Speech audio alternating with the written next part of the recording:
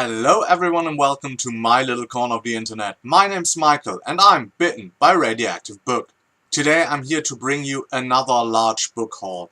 Overall it's like 51 single books and one of them is a bind-up of a trilogy. So overall you can expect 53 books, so without further ado, let's get started. First off, we have The Heart of Stone by Ben Galley. This is a very interesting story of a golem who's used for war and discovers its human side, so I'm intrigued. Next up, we have The Dragon's Legacy by Deborah A. Wolfe. This seems to be a Middle Eastern inspired fantasy and I wanted to read more of those. It has a nice tagline like, "A warrior will become queen, a queen will become a monster, and a boy plays his bird skull flute to keep the shadows of death at bay." Interesting enough to pack it in. Next up we have The Island in the Sea of Time by S.M. Sterling. The first installment in his Island series. So if you remember my last book haul, I bought the first book of his Emberverse series, which is like a dystopian series, his long-running series, and somebody commented on the video and said, actually there is like a prequel trilogy to this, and this is the Island trilogy. And so I bought the first one in this, and the premise is that the island of Nantucket gets into a storm and then suddenly is in the Bronze Age. So that will be interesting.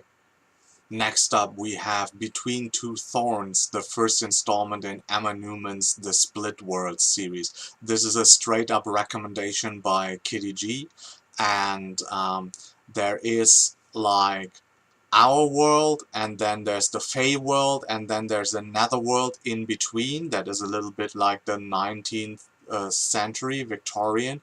So yeah, let's see what these three worlds are all about.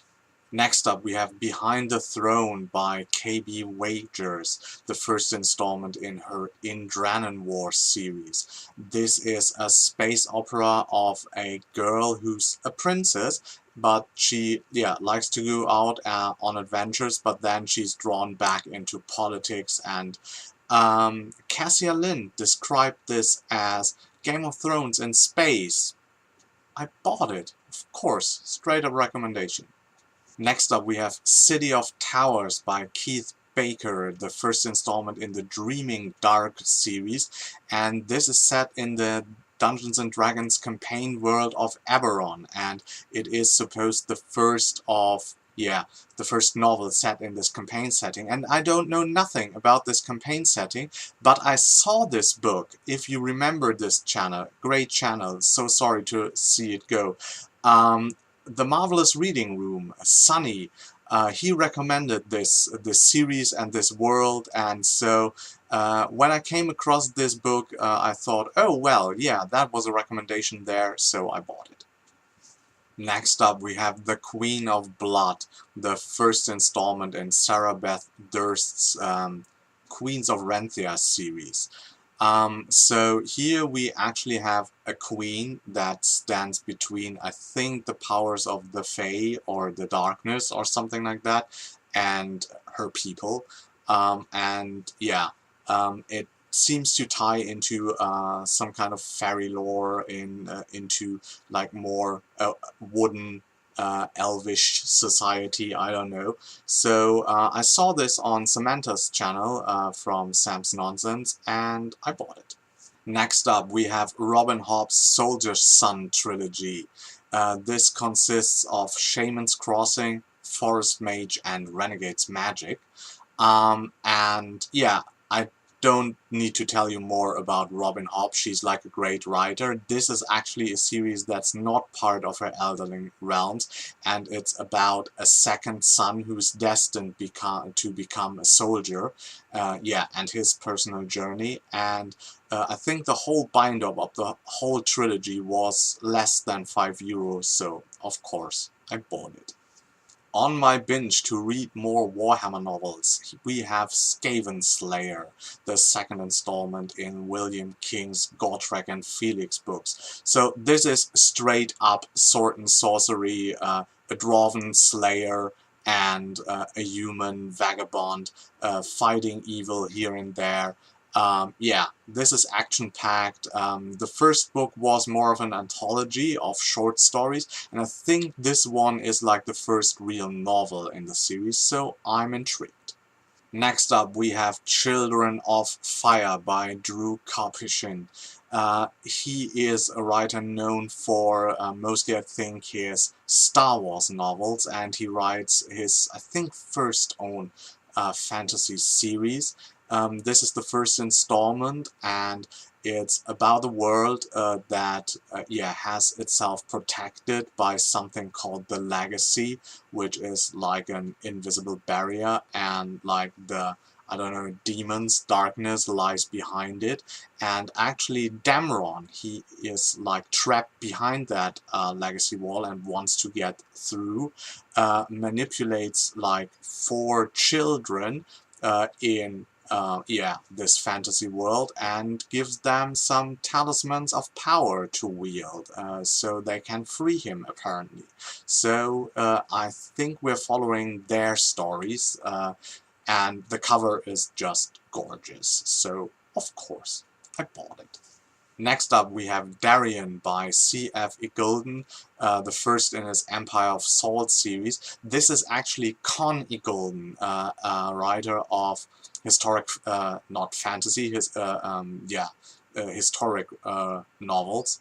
And here we have like 12 houses in a city, in a kingdom, I'm not sure, and they vie for power, and it says like, in the end, of, I assume the first book, maybe even 6 of them are going to be erased or something like that, or at least out of the game. So this seems to be like Machiavellian political intrigue in a fantasy world, and that's always interesting to me. Next up, we have Threading the Needle by Joshua Palmatier. It's his second installment in his Lay series, and I don't know much about it. I just know it seems to be some kind of urban fantasy in a secondary world. So we have a city of light and magic, and it has something to do, of course, with ley lines that are running underneath the city, and I had bought the first book a couple of years ago, actually. Haven't read it yet. But it intrigues me. I love the covers, and so I bought the second one, and the third is about to come out, I think, in August. Next up, we have The Fall of the Dagger by Glenda Lark. It's the third and final installment in her Forsaken Land series. I've just read the first book, and I think you might have seen this yesterday in my recent reads video. And I really enjoyed this. This is about 2 main characters, a priest who gets a kind of magical dagger that follows him around everywhere he goes, no matter what he tries to get rid of it, and a woman who killed her husband because the husband actually murdered their child. And these 2 get wrapped in political intrigue at a court, and yeah, I really enjoyed the first one, so I bought this final volume. Next up, we have Fade to Black by Francis Knight. It's the first installment in his Rogan Dijon novels. This is something that I find really interesting. It's about a city, so another like secondary world urban fantasy, and the city is not built like, horizontally, but it's built vertically, and it's streets upon streets, buildings upon buildings, and this world building element fascinates me enough to, grab this book and see what it's all about. Next up, we have a much talked about a novel, or novella actually. It's The River of Teeth by Sarah Gailey. This is alternate history in the US, I think the Louisiana swamps, where in this alternate history the US has decided to like breed hippos there, and hippos are hunted, and hippos are companions of people, and people ride on hippos, and hippos, so I hipposed it. Next up we have Seven Princes by John R. Foltz, the first installment in his Book of the Shaper trilogy. I read a bad review about this, and the bad review said, "Oh, I thought that would be something new, but it's just something like the Dirty Dozen in fantasy." I was like, the Dirty Dozen in fantasy? Yeah, sounds good to me. Thanks for the bad review. I'll take it. Next up, we have Weller's Choice by Tanya Huff. It's the first installment in her Weller series. Sorry. And this is about military science fiction action with a female protagonist. A platoon is brought in for, I think, a diplomatic mission, so they think it's an easy mission, but it's not. Yeah, I wanted to read her science fiction series for quite a while, and so I was happy to purchase this first installment. Next up, we have Curse of the Mistwraith, the first installment in Jenny Ward's The Wars of Light and Shadow series. It's, I think, an 8-book series, and the 9th book might be coming out. And this is the story of two half-brothers, the Master of Shadow and the Lord of Light, and only if they combine their powers, they have a chance to fight the Mistwraith in this world. And I heard about this series for quite a long time, and so it was overdue that I bought the first installment to see what it's all about. Next up, we have The War of the Grail, which is the third and final installment, I think, in Geoffrey Wilson's Land of Hope and Glory series. I think 2 book hauls ago I hauled the first 2 installments in this series, and I thought it would be a duology, but then lately I stumbled upon, oh, there's a third part, and so I bought it. I mean, there's elephants and there's like British soldiers riding on elephants. Yeah. Next up we have some, I think, 80s goodness, or maybe 90s, early 90s. This is Sword Dancer by Jennifer Robertson, the first installment in her Tiger and Dell series. I think, if I'm not totally mistaken, that I have this as a physical German copy as well, somewhere hidden. And this is a story about Tiger and Dell, and Tiger is a legendary swordsman from the desert lands and the south, and Dell is like a Nordic sword-fighting woman with a rune sword, and somehow they meet up and try to find out who is the best swordsman in the world of them. Or maybe then work together, something like this. I should remember this. I think I might have read this. But I've never read more than this first book, and so I was like, oh, I should know this. Let's buy this again to read this and see if you know this. And then read the whole series. Happened. Next up, we have Steal from the Devil, the first installment in R. Curtis Venture's Armada Wars series. That seems to be a self-published series. It's about humanity is in space. There's an empire and an empress, and our main character, let's see how it's called, Elm, is tasked to, investigate some kind of station that has fallen silent, and on his way he meets a mysterious woman with a memory loss, and this seems to be like the first in a space opera series, and I was intrigued by it and by the beautiful cover, so I bought it. Next up we have The Family Trade, the first installment in Charles Stross's Merchant Princess series.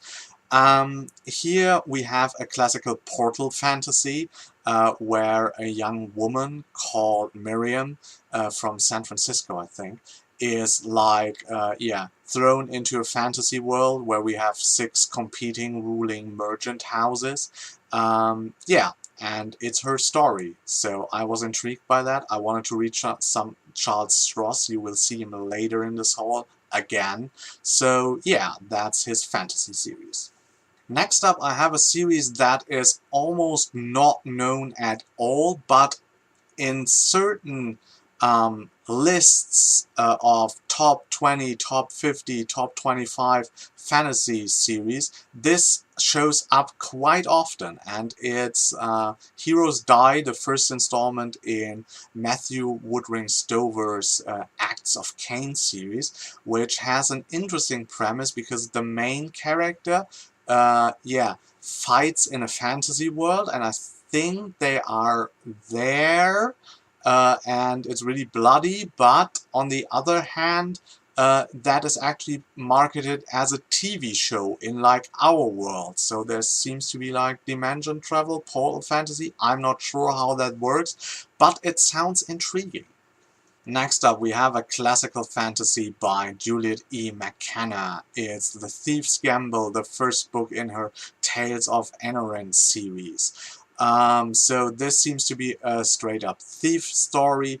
Livak, who is a female thief, gets into the possession of an item, and when she tries to sell it, she gets drawn into political intrigue, and yeah, chaos ensues. So that seems to be like a very traditional thief story, and I was, up for that. Next up, we have Dead Iron, the first installment in Devon Monk's Age of Steam series. And I was really craving some steampunk. You will see more steampunk later in the haul. And this is, I think, a weird Western kind of thing. Our main protagonist, is a werewolf, and a werewolf gunslinger. And he has, I don't know, a bad conscience, or he suffers from the death of his brother, and he seeks like redemption. And then there's the opportunity to find some device, and this device is in the hand of like a dark, strange being that walks the earth. So yeah, it seems very weird Western, and this is a genre I like, so yeah, I bought it. Next up, we have another steampunk. It's The Falling Machine, the first installment in Enru P. Mayer's The Society of Steam series. Our main protagonist, Sarah, wants to go out on adventures, and she gets her chance when the leader of the Society of Paragons, like the leader of some kind of superhero team in the New York 1880s area, is killed in front of her eyes, and then she and the automaton, I guess this guy on the cover, are there to investigate the murder and the reasons. So that sounded like straight up fun, and I bought it. Next up, we have The Engines of God, the first installment in Jack McDavid's The Academy series. And here we have like artifacts that are strewn out like through the galaxy, and the humans call the makers of these artifacts the monument makers, and apparently Earth is on the brink of dying, and so these artifacts and maybe their mysterious creators are the salvation of mankind. Next up, we have straight up heroic fantasy by Gail Z. Martin. It's The Summoner, the first installment in her Chronicles of the Necromancer series. This is a 4-book series, I think, and it is about a prince and his brother kills their father and usurps the throne, and he has to flee, and his like special ability is that he's able to talk to ghosts or see ghosts. Ghosts are real in this world, and normal people can only see them at one night each year, but I think he can see and communicate with them. And yeah, so he forms a party, tries to revenge the father's death, and so on and so forth. Next up, we have a 2017 release. It's Soleri by Michael Johnson. I think it's his like debut. It's the first in a series. I'm not sure. But the tagline of this is Ancient Egypt meets King Lear, like in a fantasy setting. And yeah, it's an epic fantasy. You have cultists, priestess, rulers, you know the drill. That sounded exciting, and the cover is gorgeous. Next up, we have The Drowning City, the first installment in Amanda Downham's Necromancer Chronicles. Wasn't Gail Z. Martin's series called Chronicles of the Necromancer, and now we have the Necromancer Chronicles? Wow. Okay, just figured that out. This is about Isilde Iskaldur, a female spy and assassin, I think, and she tries to finance and find some revolutionaries to overthrow the government in a city, but she's also like drawn between new friends, old duties, things like that. It says the city is like in a constant monsoon state of area, so that seems to be an interesting setting, and yeah, I was intrigued.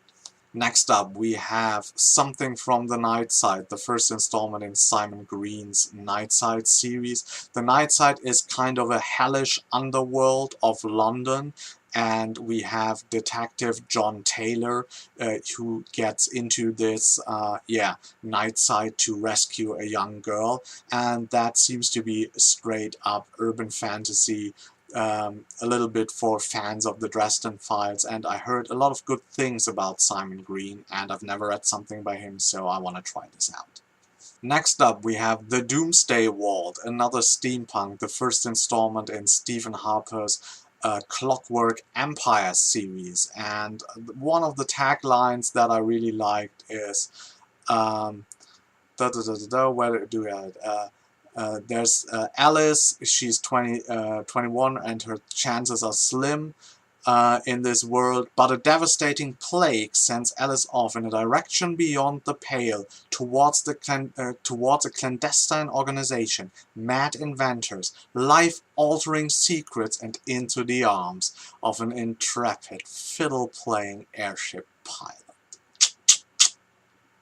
Bought it. Next up, I have a book I'm really intrigued of. First of all, this is maybe my favorite cover of the whole haul, and it's The Last Page by Anthony Yuso. It's the first installment, I think, in his Caliph Howl duology.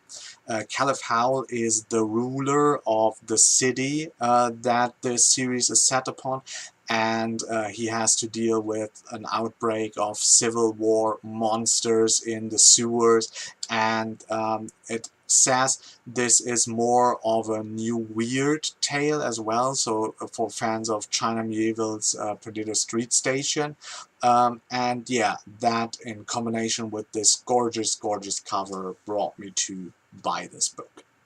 Next up, we have the Darwin Elevator, the first installment in Jason M. House Dire Earth cycle. This is like a 5-book series, a first trilogy, and now we have like a duology, or 2 standalones, I don't know. The premise is most of the Earth has been wiped out, and I think most of the humans have, kind of developed into some zombie-ish creatures, I'm not sure, and the only like real base that humanity still has is like around a space elevator in Darwin, and yeah, so the humans try to survive. There's science fiction going on as well, so interesting. Next up, we have another highly talked about 2017 release. It's The Prey of Gods by Nicky Drayden. It's a book set in a futuristic South Africa where we have automatons, on the other hand robots, but also deep like magic, shamans, old goddesses. And yeah, this seems to be like a very intriguing world building, and I can't wait to get my eyes into this book. Next up, we have another steampunk. It's The Guns Above, another 2017 release by Robin Banners.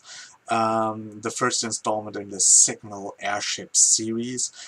This is about a female captain of an airship, and she's like the first captain of an airship, and so It says that this is for fans of Honor Harrington, David Weber's series, science fiction series, and the Tamarain series by Naomi Novik. And that sounds intriguing, like an action-packed fun fantasy with a female protagonist, so I bought it. Next up, a YA title in here. It's Shadow and Bone by Liba Dugo. Most of you will have heard of this book. What personally intrigued me about this was that it was said to have like Russian, Eastern European influences, and yeah, I find this quite intriguing.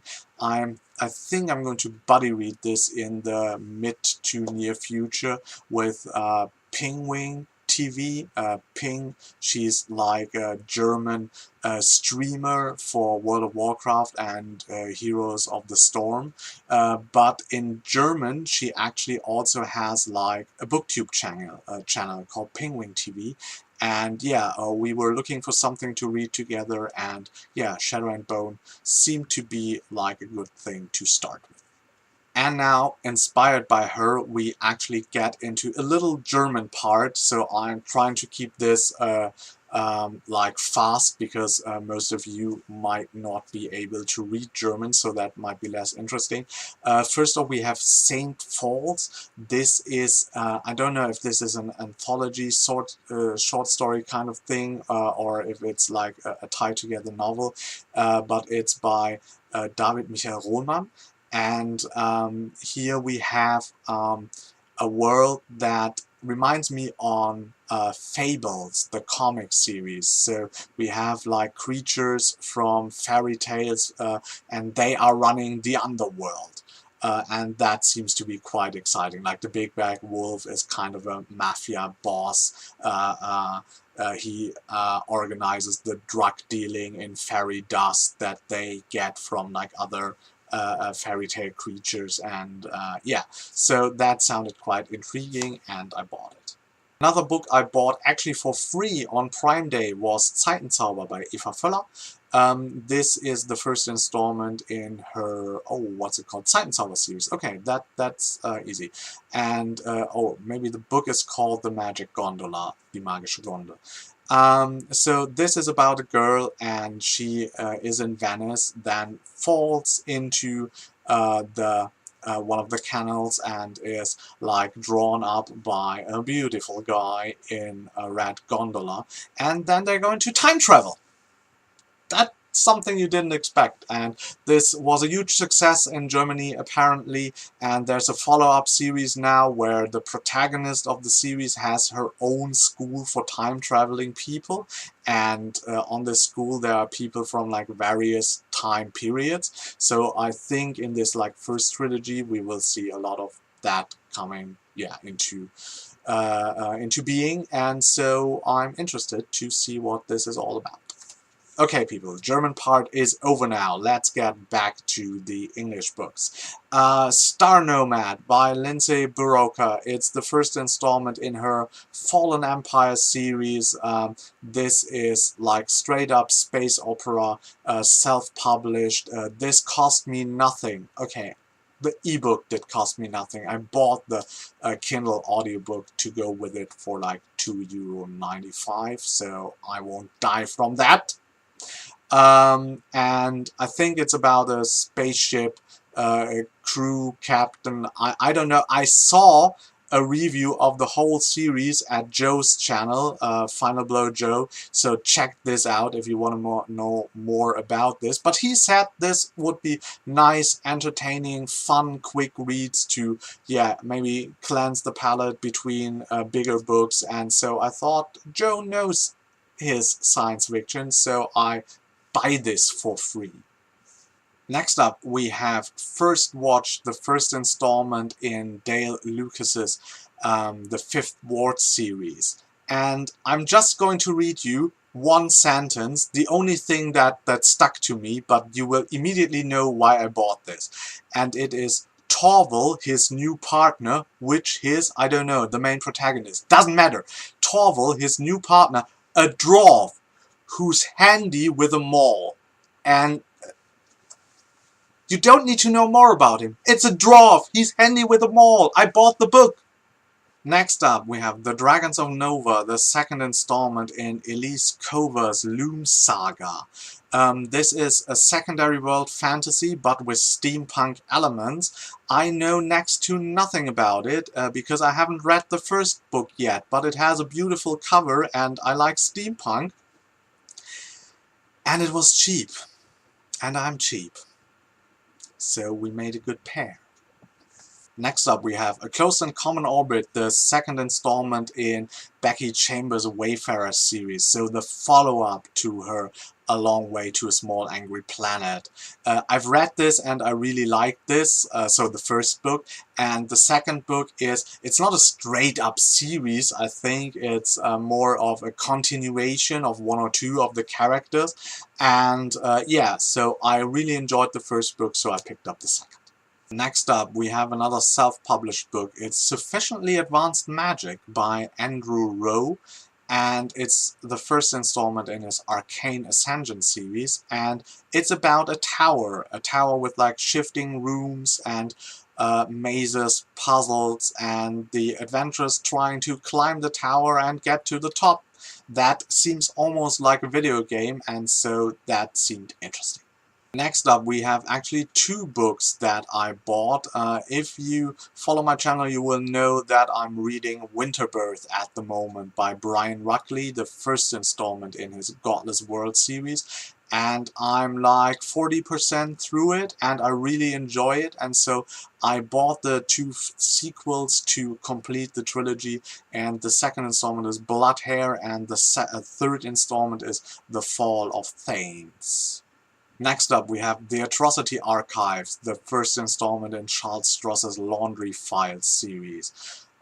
This is about an agency, and I think they investigate monsters, space aliens, stuff like that. And actually, the guy who's the main protagonist is like an IT guy or bureaucrat there, but of course he gets wrapped up in all kinds of crazy adventures. I think this is more on the humor side as well. And another book by Charles Stross, I think Elizabeth from Books and Pieces, highly recommends this series, and so this is high praise, so I bought the first installment.